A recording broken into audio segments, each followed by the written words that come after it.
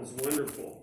But as all of us should know, being born in a Christian family doesn't make you saved. It doesn't give you salvation. My father and my mother are wonderful testimonies until today, but that doesn't save me. Salvation is something personal, and so independent if we're born and raised in a Christian family or in a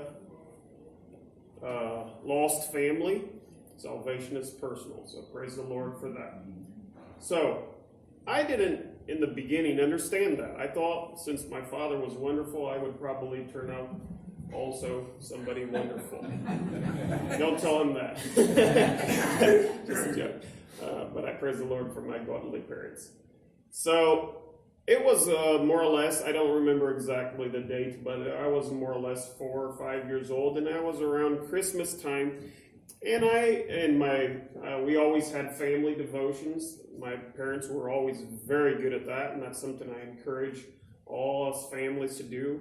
And not only in a personal, understand we always had our personal devotions. We were always challenged to have our personal devotions, but we also had family devotions. So it was getting around Christmas time, and I was in a family devotions, and my father was teaching about God sending his son to this earth to die for us. And I couldn't understand why God, perfect, would send his son, his only son, to a terrible place and then die for a terrible person. I couldn't understand that. What kind of love is this? So it took a while for me to be able to digest that, take that down, and understand that. Come to a terrible place for a terrible people, especially me. And that took a while. So I sat down with my dad afterwards, and he explained how great is his love and his forgiveness and all so on. So that's where I came to understand it, and that's where I decided to give my life to Christ. So I, of course, didn't become a perfect person. I was young at that age. As I went through my youth, I at a camp, if I'm not mistaken, in St. Louis when we were on furlough here. I recognized that my life was still not much better, so I reconciled myself once again to the Lord there. And more or less when I was 16 or 17, the Lord started to show me why he had put me in Brazil, why he had given me this opportunity to be raised in Brazil. So I started to recognize, why did God give me this Brazilian culture and this Portuguese language?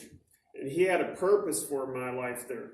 So I started to recognize how God was actually calling me also to serve him there with this opportunity of knowing the Brazilian culture and the Brazilian language. So that's when he started to call me into serving him, actually into missions. So from that camp there, I also started then to desire also to serve the Lord in the ministry. So more or less around when I was 20, then the Lord gave me a wife, my wife Vanalda. I praise the Lord for her. It was in the last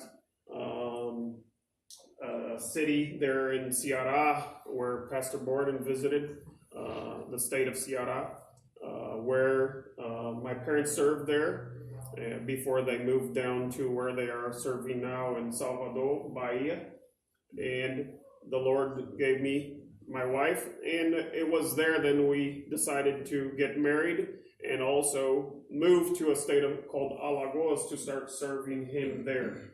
So I know that you don't know much of the geography of Brazil, but Ceará is at the tip of Brazil that sticks out towards Africa, and Alagoas is a little down part of the country, that tip that sticks out, and Salvador, Bahia, is at the real bottom of the tip, still on the tip of that part that sticks out.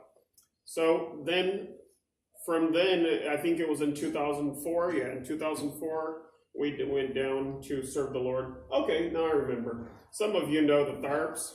That's where we were living since 2004, serving the Lord there in Alagoas and the Bible churches there in Alagoas.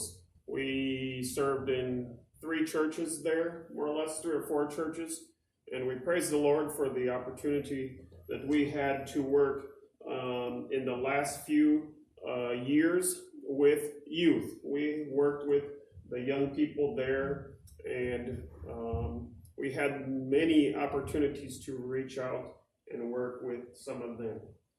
So that's kind of my testimony of salvation, and then entering into the ministry. And then to just kind of update you with the current situation, just to take a few more minutes.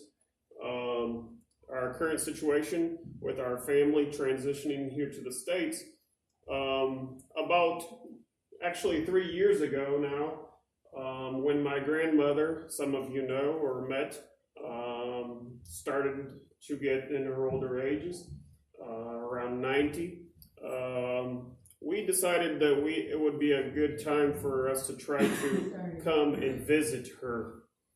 And the Lord started to open this opportunity for us to come, and we praise the Lord for that. But many gates were closed, and so it took a long time. It took 2 years, more or less, for my wife to be able to be approved for her to come, and we praise the Lord for that.